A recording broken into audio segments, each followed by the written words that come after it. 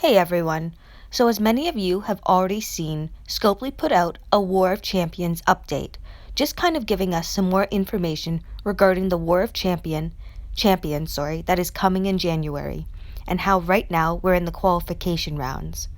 So, in the qualification rounds, we have 6 cross regional wars where it's the accumulation of all points acquired by a faction in a Wave 1A region. Now, this past weekend, you could be in any region 1A, 1B, 2A, 2B, 1C, and 2C.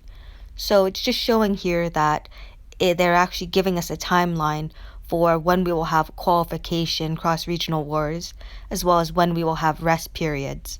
But during these rest periods, we will still have cross regional war, except it'll only be 6v6 instead of 8v8.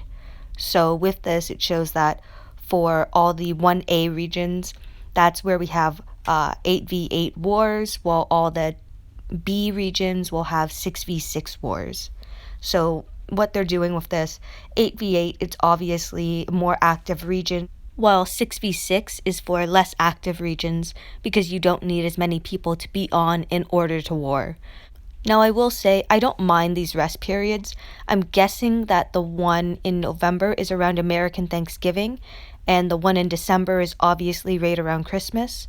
So, in my opinion, that's a pretty good idea, not having qualifications during those 2 weeks, just because, people will be with family, people will be busy, they might be on holidays, and that way the game doesn't become too much of a job.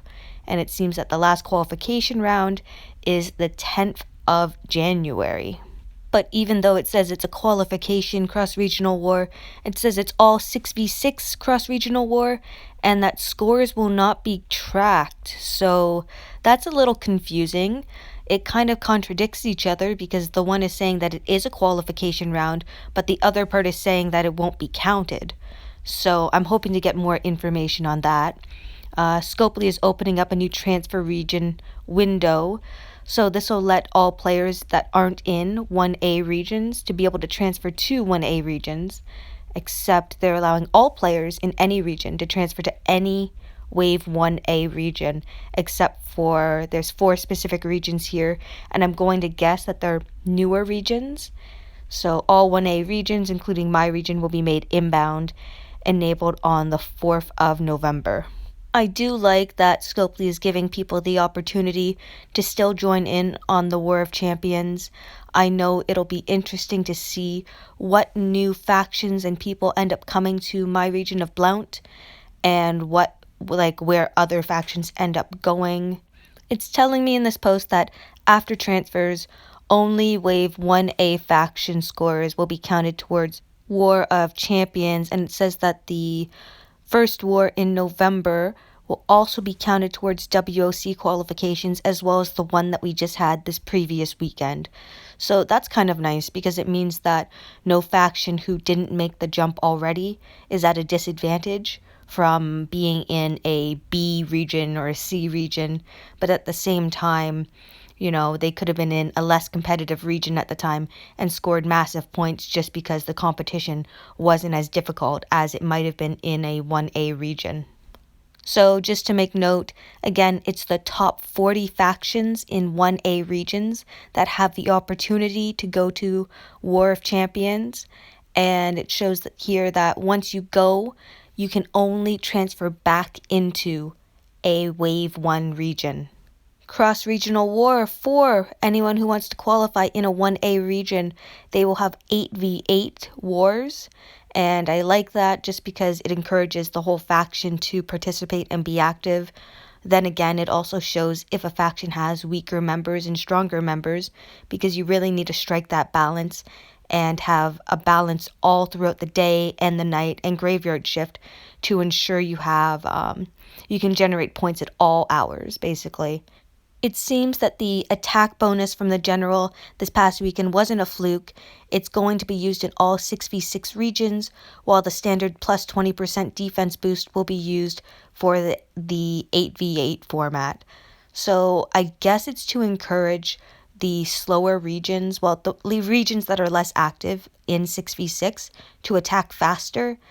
and it'll encourage people in A regions to attack more slowly. Well, not encourage them, but it'll force them to, because everyone behind the general will have a plus 20% defense bonus. Now, this next change that Scopely made, I don't like it personally.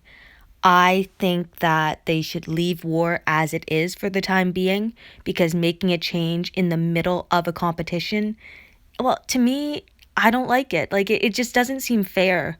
So it's just saying that right now they're testing how the win bonus, so when you win a war, you earn 6,000 bonus points. If you lose the war, you earn 4,000. So instead of having the 2,000 point bonus difference, they're going to increase it to be a 20,000 point bonus difference.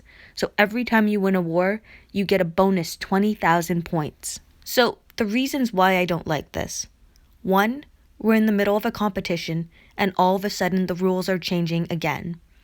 2, if you have a massive player, like a really good player in a smaller faction, they're not going to drop defense anymore if they can keep attacking the enemy. And if the enemy can't hit them, they're not going to give the opponent the 20,000 bonus points by dropping their defense.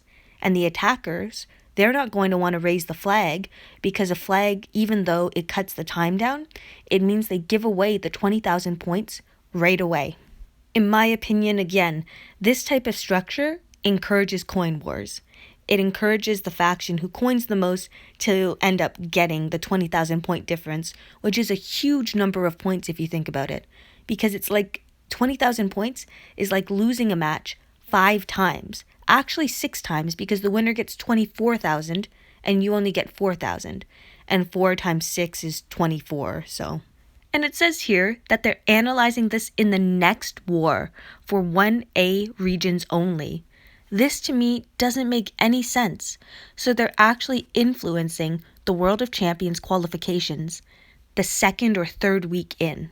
So if we think about it, if they make this change for the next war, and then they decide, oh, this point bonus was too high, and they reduce it, say, to 10,000 points difference instead, well, all the factions who had a higher win-loss percentage in the initial war will get a huge boost compared to anyone who might have a higher win-loss ratio, in the next war, because the difference in points is so great.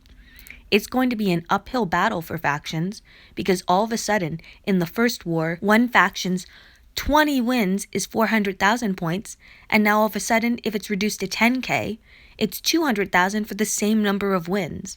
How do you expect the player base not to complain when the rules keep changing in the middle of an event?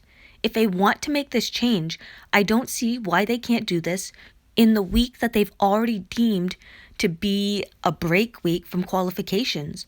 Why not do it during the 6v6 war, where everyone is playing the same game, instead of doing it in the middle of a competition and changing the rules?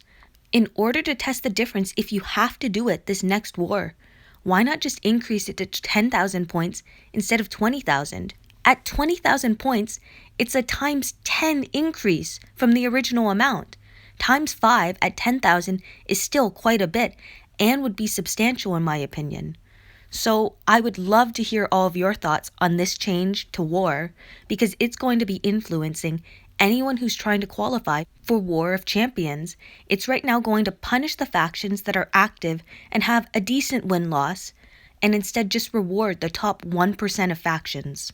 Anyway, similar to last War of Champions, it's saying that on the last war, so January 10th, any faction member that's in the faction that is qualified for WLC will get an invitation, and then players can go to that specific region, it seems, and they'll be able to join any faction that is qualified, or I guess any faction that is made in War of Champions.